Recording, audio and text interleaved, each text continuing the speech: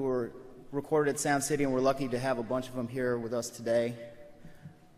In these interviews, they'll tell you, we had to play it 50, 100 times. We had to play it so many times, we didn't want to hear that song for another year. But if you wanted a song to sound perfect, you had to play it perfectly. So musicians out there, practice your craft until it hurts. And if you want to see how it is done right, go see the one and only Sound City Players tonight, and they are going to rip the face off of Stubbs.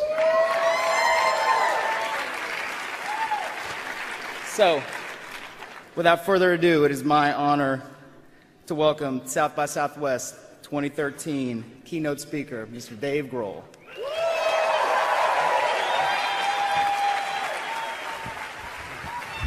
Hi, everybody.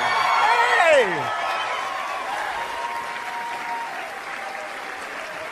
Good morning. Hello. Look at you. Please have a seat. I got these at the drugstore because I'm going blind. I hope I still look like a rock star. Thank you, South by Southwest, very much for allowing me the incredible opportunity of being this year's keynote speaker. Having been raised by a former DC political speechwriter and a former public speaking teacher, it's practically written in my DNA zipper that I should feel the insatiable need to stand in front of a room of total strangers and bullshit them. As a child, my father's lectures were legendary and frequent. Great works of literature that stay with me to this day, and if anything, taught me how to give long fucking lectures myself. Not long ago, I was lucky enough to sit down with another one of my favorite public speakers, the one, the only, Mr. Bruce Springsteen. Bruce, as you would imagine, is a warm, funny, brilliant man and a wonderful dinner guest. I congratulated him on last year's amazing keynote, quoting his insight and his humor. And then I told him that this year's keynote speaker was me. He stared at me for a moment, slowly cracked that famous smile that we all know and love, the smile that can light up an entire stadium. And then he started laughing at me, as if to say, good fucking luck, buddy. But, truth be told, that's not the first time anyone's ever said that to me. So it's without a doubt my musical life's greatest honor to be asked to share with you what I know about music. So, what do I know? The musician comes first. My mother tells me that I was born to applause. The morning of January 14th, 1969, there was a class of young doctors in a small delivery room in Warren, Ohio, there to witness their first live birth. As I was born, the room burst into applause. My first moments in this world. Hanging upside down, covered in blood, screaming as I'm being spanked by a complete stranger. Perhaps the most appropriate preparation for becoming a working musician. Now, before we go any further, I have to thank someone. I have to thank Edgar Winter for allowing K-Tel Records to include his legendary instrumental Frankenstein on their 1975 blockbuster compilation. It was this record that my sister and I bought at the drugstore down the street and brought home to play on the public school turntable that my mother would borrow from school on the weekends. It was this record that changed my life. A veritable who's who of 1975 radio hits. But it wasn't KC and the Sunshine Band's That's the Way, I Like It, that made me want to pick up the dusty old guitar in the corner. No. And it wasn't Dave Loggins' Please Come to Boston, or Silver Convention's Fly Robin Fly, that made me want to jump in a van and leave the world behind for music. No. It was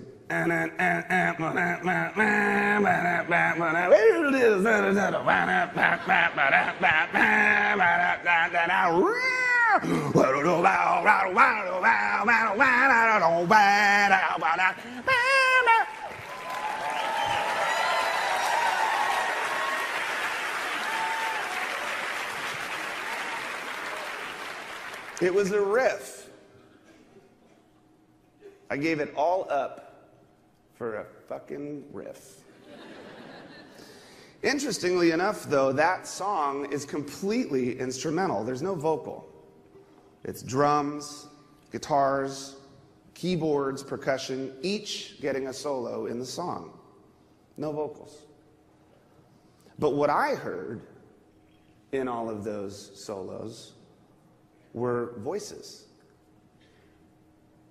The voices of each musician, their personalities, their technique, their feel, the sound of people playing music with other people. It made me want to play music with other people too.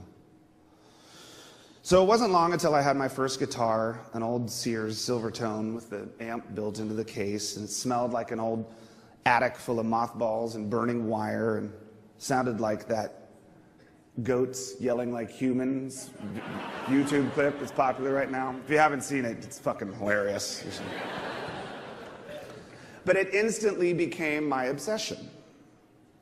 It was this guitar and a Beatles songbook that that ultimately set my life in one direction.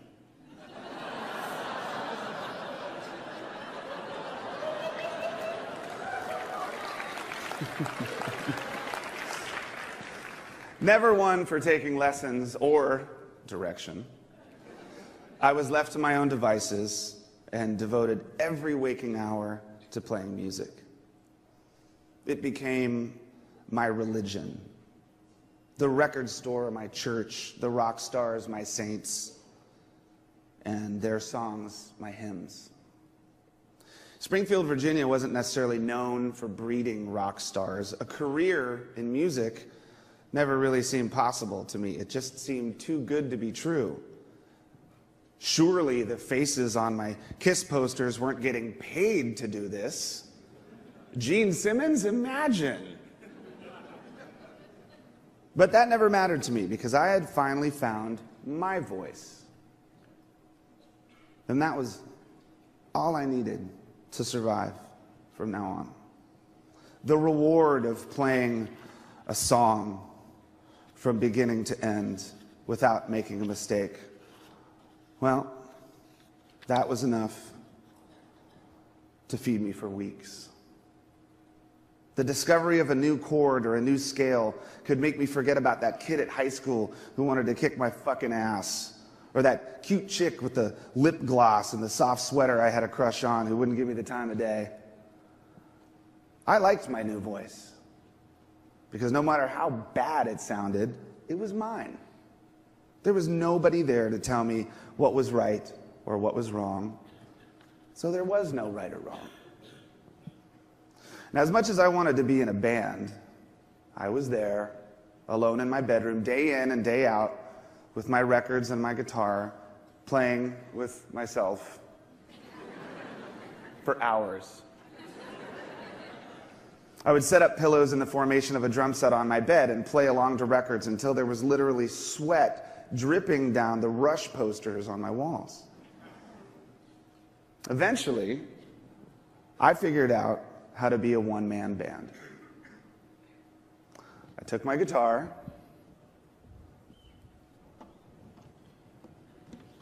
and my crappy old handheld tape recorder. I put one cassette in this tape recorder, and I hit record.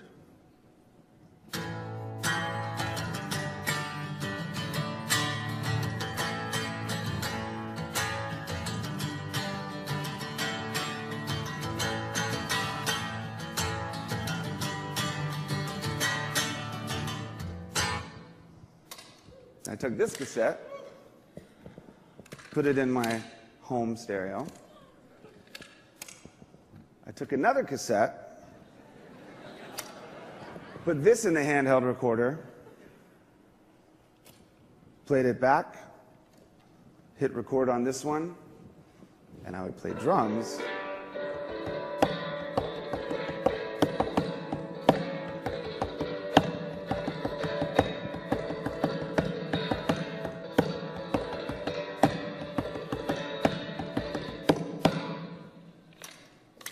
Take this cassette, put it back in the home stereo, rewind it, play, and there you have it. At 12 years old, I was multi-tracking songs in my bedroom, all by myself.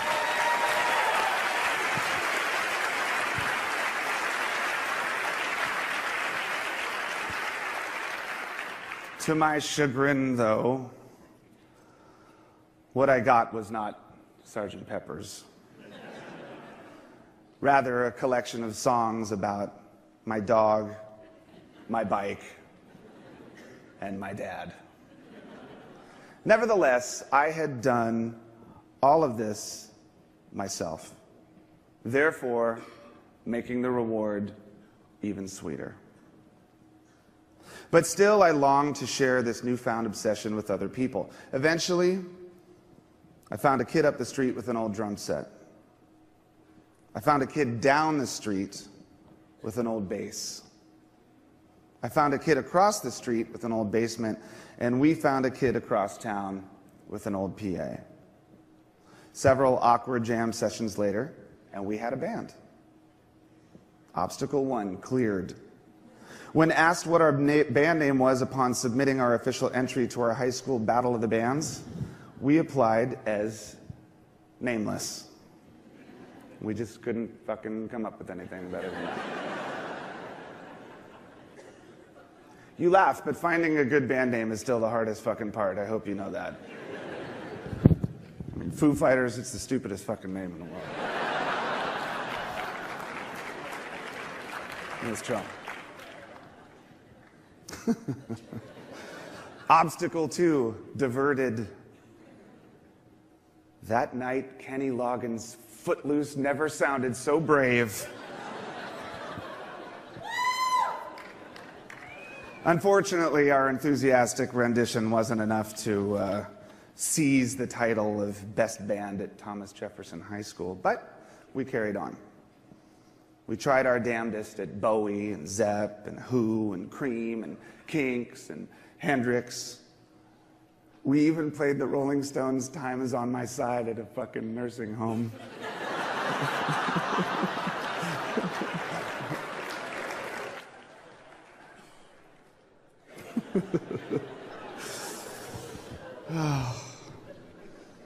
And then I went to Chicago. It was 1982, and on my mother's meager public school teacher salary, our family had planned a trip to the great city of Chicago to visit our relatives who had lived in a suburb up north, right on the lake. We stuffed everything that we could into our tiny baby blue Ford Fiesta and started driving. A week and a half of swimming and Italian beef sandwiches was in order, though upon arrival, the tone of our trip was instantly defined. My older cousin Tracy was now a punk rocker. At first, I heard her coming down the stairs. The clanking of chains, the stomping of heavy boots, the sound of a fresh leather jacket creaking like an old ship.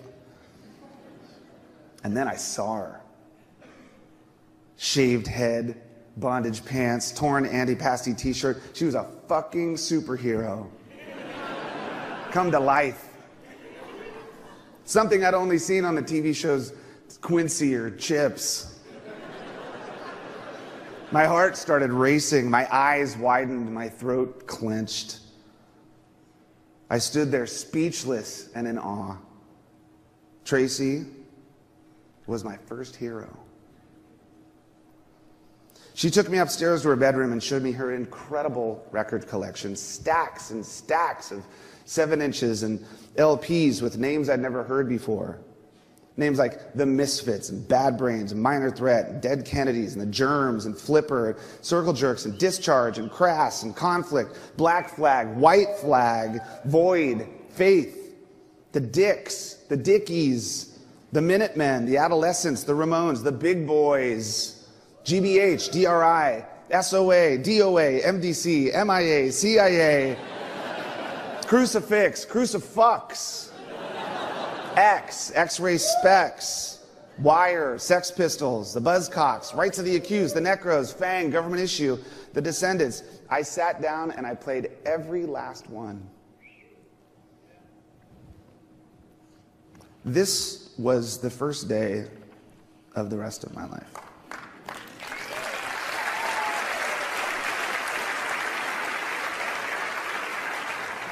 That night I went to my first concert.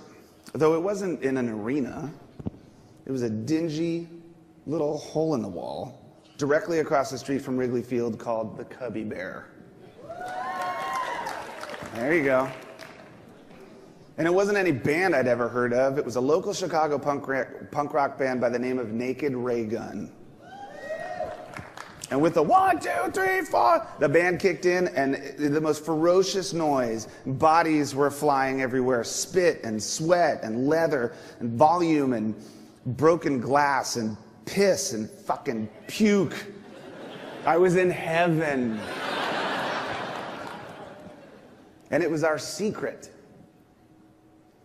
The next day, I took the L to Wax Trax Records. I bought a Killing Joke t-shirt and the soundtrack to the decline of Western civilization. I was converted. I was no longer one of you, I was one of us. But more than the noise and the rebellion and the danger, it was the blissful removal of these bands from any source of conventional, popular corporate structure and the underground network that supported the music's independence that was totally inspiring to me. At 13 years old, I realized I could start my own band, I could write my own song, I could record my own record, I could start my own label, I could release my own record, I could book my own shows, I could write and publish my own fanzine, I could silkscreen my own t-shirts. I could do this all by myself. There was no right or wrong because it was all mine. Upon returning to Washington, D.C., I dove headfirst into the local hardcore punk rock scene. Little did I know that one of the country's most prolific and influential music scenes was right there in my own backyard, Washington, D.C. Minor Threat, Bad Brains, Scream, these bands were now my Beatles and my Stones, my Zeppelin, my Dylan. And these were the fucking Reagan years. So protest music was on fire. My first punk rock show back at home was actually the Rock Against Reagan concert. July 4th, 1983. With the stage built at the base of the Lincoln Memorial Steps on Independence Day, it was a recipe for disaster. 700,000 barefoot, sunburned rednecks from Maryland and Virginia in Lynyrd Skynyrd and Judas Priest t-shirts, stonewashed jeans and bandanas, converging on the nation's capital to watch fireworks, coolers full of beer and Southern comfort, only to find Texas's own dirty, rotten imbeciles singing their song, I Don't Need Society. Your number's up. You have to go.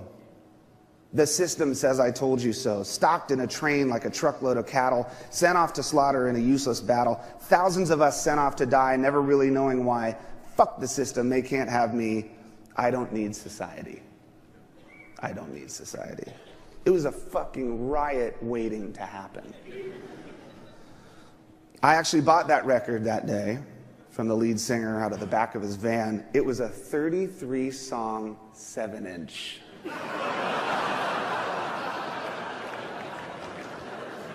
Stuffed in a homemade sleeve. It is still to this day one of my most prized possessions. When the sun had gone down and the legendary Dead Kennedys finally came on stage, lead singer Jello Biafra pointed and screamed at the Washington Monument, calling it the great Klansman in the sky with its 2 blinking red eyes. Well, that was it. The powder keg finally blew. Helicopters buzzed overhead, shining spotlights into the crowd as policemen on horses beat their way through the punks with their billy clubs. It was right out of Apocalypse Now. This was my Woodstock. This was my Altamont. This was rock and roll. No matter what t-shirt you had or what fucking haircut you had, this was fucking real. I burned inside. I was possessed and empowered and inspired and enraged and so in love with life and so in love with music that it had the power to incite a fucking riot or an emotion or to start a revolution or just to save a young boy's life. So I joined a band. I dropped out of high school. I hit the fucking road. I starved. My hands bled. If I slept on floors, I slept on stages, I slept on the fucking floors, under the fucking stages. And I loved every minute of it because I was free. And I wanted to incite a riot or an emotion or a revolution or to save someone's life by inspiring them to pick up an instrument just as I did as a kid. I wanted to be someone's Edgar Winter. I wanted to be someone's Naked Raygun. I wanted to be someone's Bad Brains or Beatles because that was the reward. That was the intention. We played that type of music, so everyone left us alone. There was no career opportunity. There was no Hall of Fame. There were no trophies. There were no A&R guys buying fucking Benihana dinners.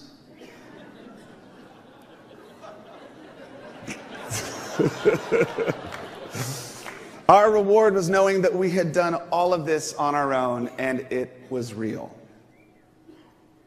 But inevitably, it wasn't long before I found myself stranded in Hollywood without a cent to my name and no way home, crashed out in a Laurel Canyon bungalow with a bunch of female mud wrestlers. Don't ask. That's a whole other fucking keynote address right there. And that's when I heard the 5 words that changed my life forever. Have you heard of Nirvana?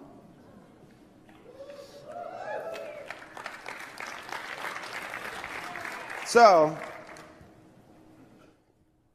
Nirvana were one of us. Raised on Creedence and Flipper and Beatles and Black Flag. They seemed to share the same ideals, the same intentions. But they had something more. They had songs. They had Kurt. And what they didn't have was a drummer. So without hesitation, I packed all of my drums into one big U-Haul cardboard box, grabbed my old Army duffel bag, and I flew up to Seattle. We practiced in a barn every day. It was all that we had. There was no sun. There was no moon. There was just the barn. And those songs. Kurt had, without a doubt, found his voice. Every practice would begin with an improvisational free-form jam, which kind of served as an exercise in dynamic and musical collaboration, communication, We were speaking to each other without words. Verbal communication was never really Nirvana's forte. So we spoke to each other with our instruments. And the combination of our three voices resulted in a sound that eventually caught the ear of a major label record company. Or 10 major label record companies. Suddenly, we were thrown into a bidding war of A&R guys with fancy shoes from Fred Siegel and radio promo dudes with little one-hitters in their glove compartments and closets full of complimentary box sets and fucking Benihana every fucking night.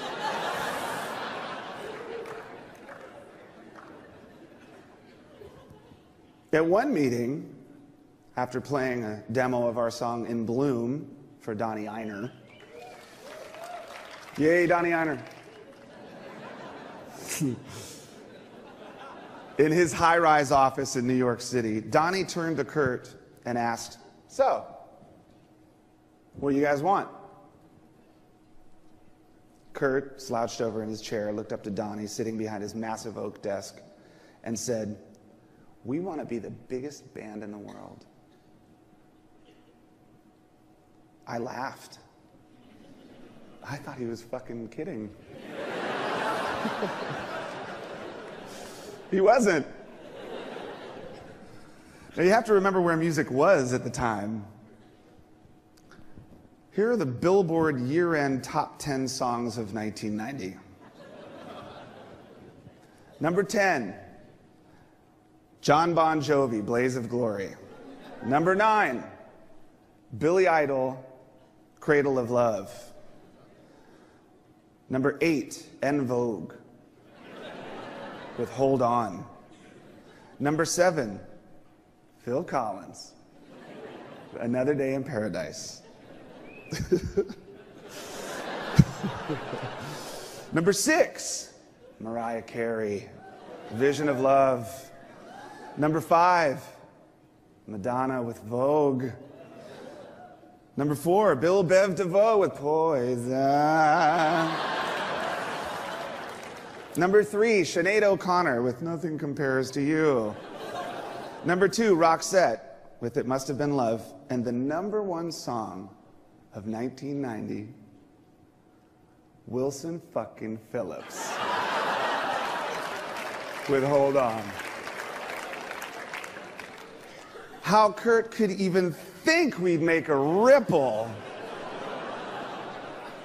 in this ridiculous mainstream world of polished pop music was beyond me.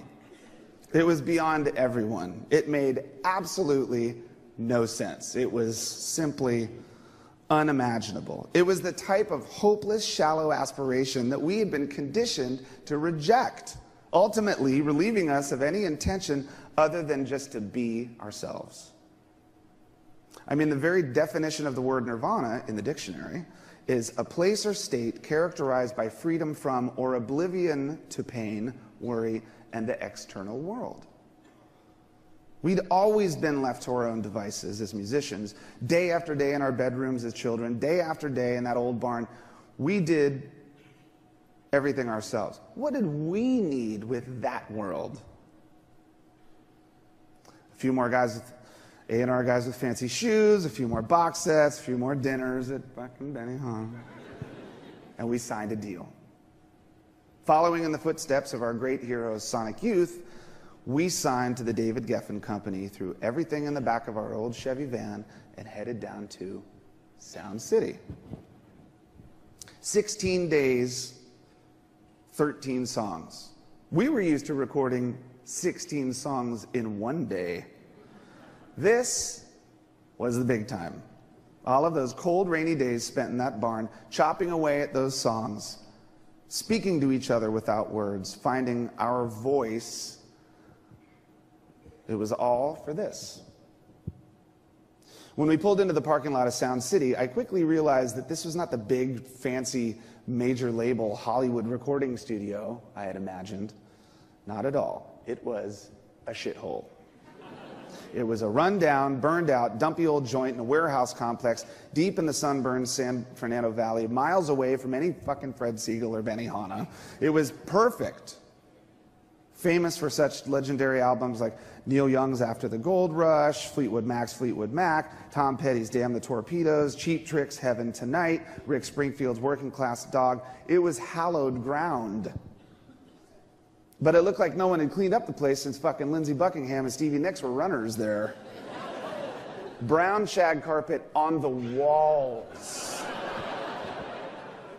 A couch they'd been renting for 10 years. Personally, I thought it looked like a fucking Chi-Chi's that had a fire. But upon listening back to the first take of In Bloom, we instantly understood Sound City's legacy. That room and that old Neve board captured something that we had never heard before. It didn't sound like the first record, Bleach. It didn't sound like the Peel sessions we had recorded for the BBC, or the Sliver single, or any of the demos. No, it sounded like Nevermind. It was the sound of three people playing as if their life depended on it. Like they'd waited their whole lives for this moment to be captured on a reel of 2-inch tape. After a week or so at Sound City, for whatever reason, I started getting worried that no one from the label had come down to check out what we were doing.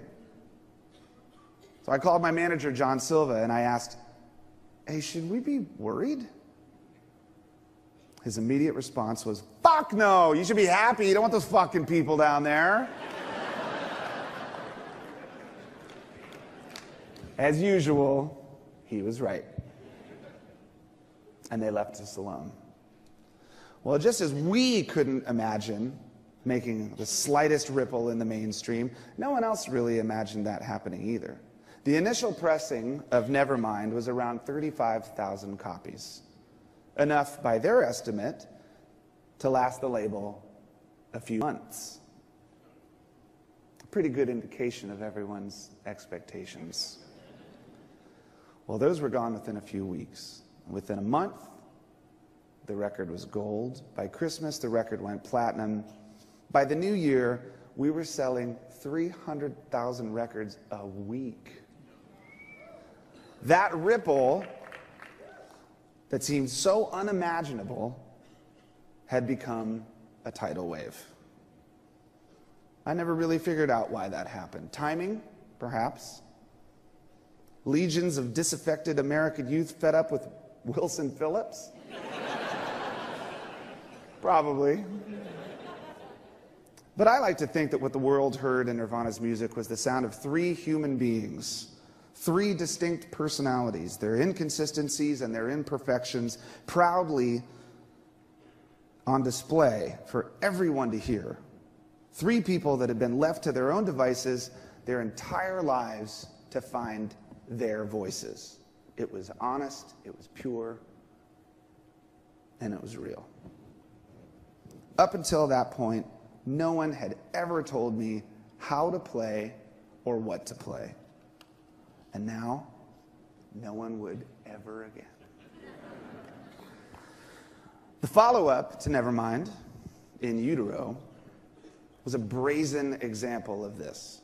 12 songs recorded virtually live in only a few days by infamous record producer and opinionated pundit on the music industry, Steve Albini. He's a badass. It truly was the sound of a band in a place or state characterized by freedom from or oblivion to pain, worry, and the external world. Now it was us that had the power. We weren't Nirvana anymore. We were Nirvana. Now you had to fucking leave us alone. The latchkey children that unexpectedly inherited the castle? Maybe. More like Lord of the Flies with fucking distorted guitars, really. But where do you go from there? As an artist raised in the ethically suffocating punk rock underground, conditioned to reject conformity, to resist all corporate influence and expectation, where do you go? How do you deal with that kind of success? How do you now define success Is it still the reward of playing a song from beginning to end without making a mistake? Is it still finding that new chord or scale that makes you forget all of your troubles? How do you process going from being one of us to one of them? Guilt. Guilt is cancer. It will confine you, torture you, destroy you as an artist. It's a wall, it's a black hole, it's a fucking thief. It'll keep you from you. Remember learning your first song or riff or writing your first lyric? There's no guilt then. Remember when there was no right or wrong? Remember that simple reward of just playing music? You are still and will always be that person at your core, the musician. And the musician comes first. Fuck guilty pleasure. How about just pleasure? I can truthfully say out loud that Gangnam Style is one of my favorite fucking songs of the past decade.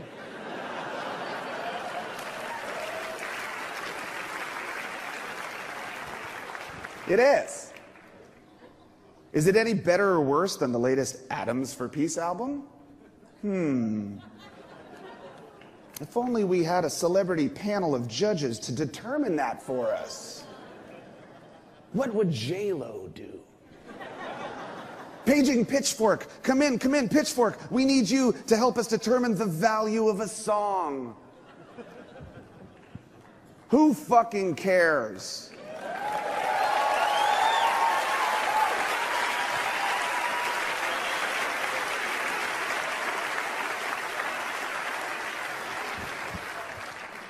Who's to say what's a good voice and what's not a good voice?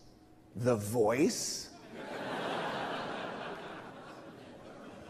Imagine Bob Dylan standing there singing Blowin' in the Wind in front of Christina Aguilera.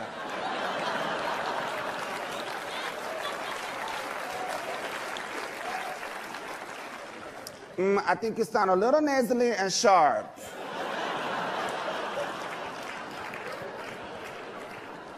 It's your voice. Cherish it, respect it, nurture it, challenge it, stretch it, scream it until it's fucking gone. Because everyone's blessed with at least that. And who knows how long it will last. When Kurt died, I was lost. I was numb.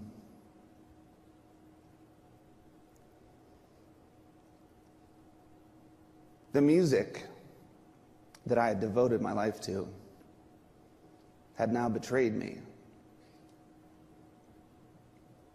I had no voice. I turned off the radio. I put away my drums. I couldn't bear to hear someone else's voice singing about pain or joy. It just hurt too much. But eventually, that feeling that I had Independence Day, July 4th, 1983, at the base of the Lincoln Memorial Steps, that feeling came back. The same feeling that made me feel possessed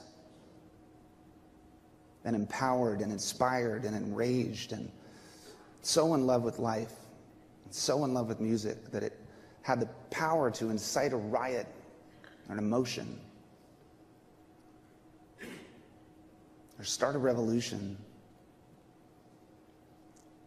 I felt it again. I found a studio down the street. I booked 6 days.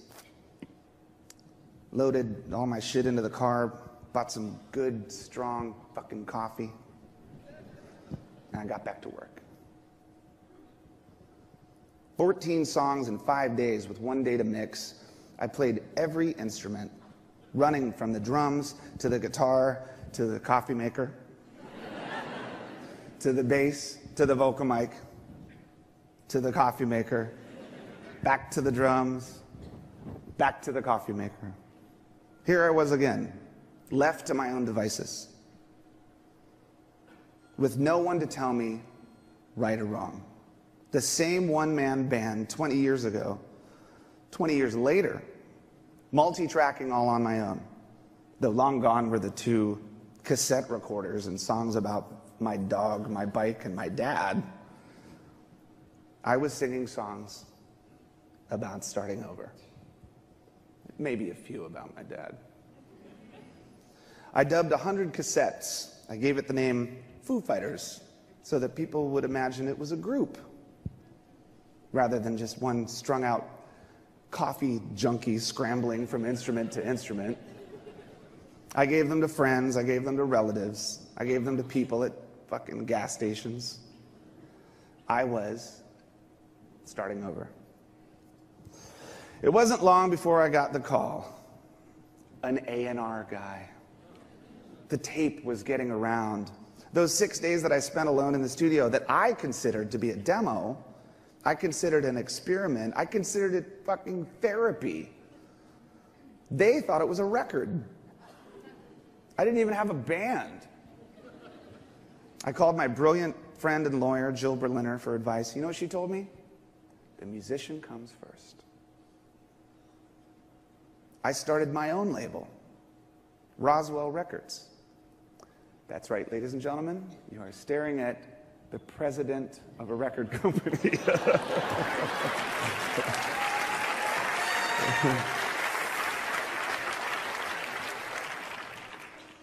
After all that had happened, deep down I was still the same kid that at 13 years old realized I could start my own band, I could write my own song, I could record my own record, I could start my own label, I could release my own record, I could book my own shows, I could write and publish my own fanzine, I could silk screen my own shirts, I could do all of this myself. And it may have been an entirely different world now, but once again, there was no right or wrong because it was all mine.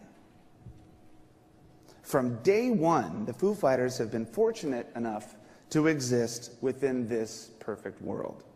We write our songs, we record our songs, we make our albums, we decide when the album is the album, we own the album, and we'll license it to you for a little while, but you gotta give it back because it's mine.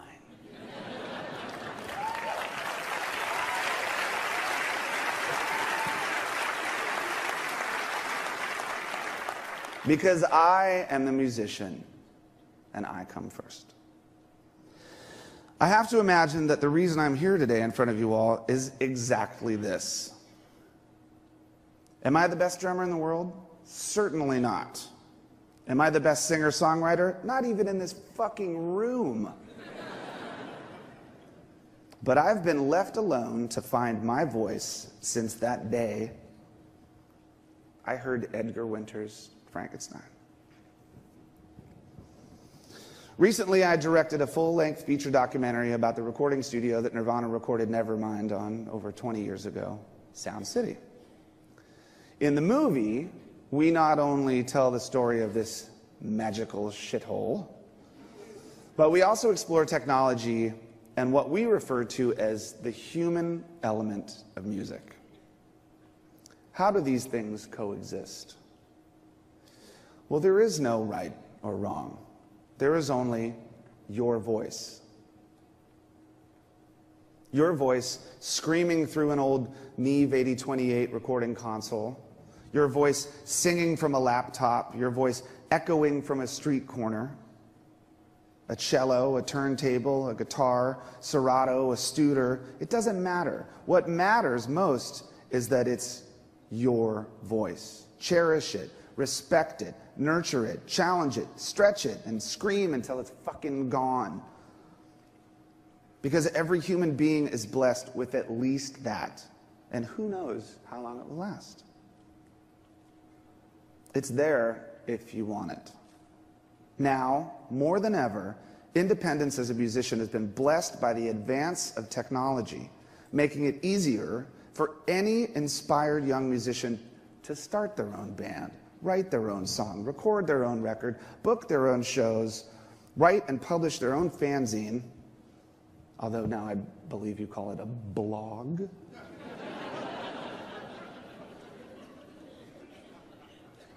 Now more than ever, you can do this. And it could be all yours. And left to your own devices, you can find your voice. Recently, I came home with the new Beatles vinyl box set. It's amazing. It's the size of a fucking Toomey suitcase. It's huge. It weighs 50 pounds. As I walked into the house, my daughters, Harper, who's 3, and Violet, who's 6, looked up and gasped, "What is that?" I said, "It's all of the Beatles' records." Now, I've already spent hours brainwashing them with Beatles songs. They're cool. They know good music. I still get a little Fresh Beat Band every now and then, but this was vinyl. They'd never seen that before. I set up the turntable in their room, opened the box, and started showing them how it's done.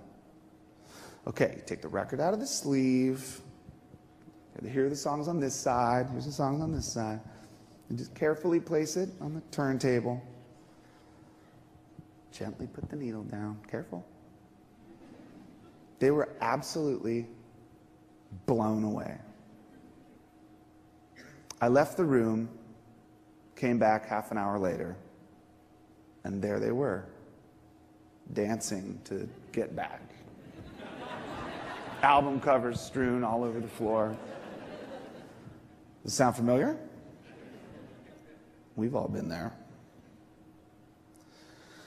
And as a proud father, I pray that someday they're left to their own devices and they realize that the musician comes first and that they find their voice and that they become someone's Edgar Winter, that they become someone's Beatles, that they incite a riot or an emotion or start a revolution or save someone's life.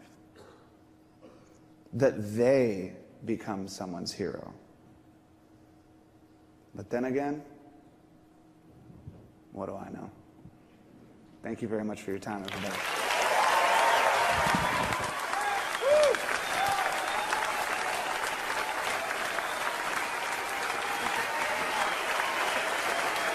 Thank you very much.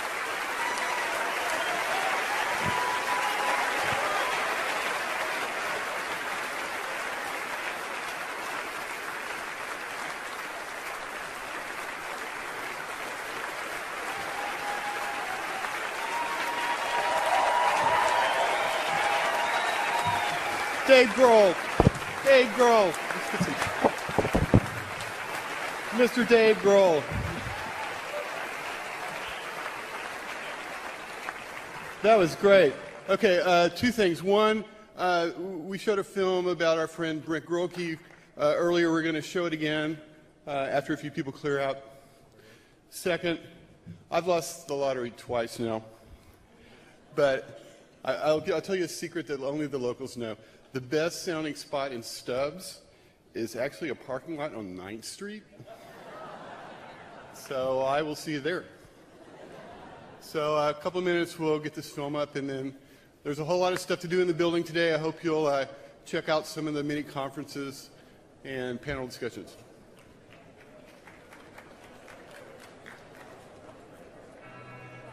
I remember meeting him at a party that Nick Barbaro had. He was a great guy. He was fun to be around. This wild party where we wound up burning a bunch of furniture. Yeah, that would have been like 83 or so. A remarkable period of time in which so many people, came together who were really gifted and really talented.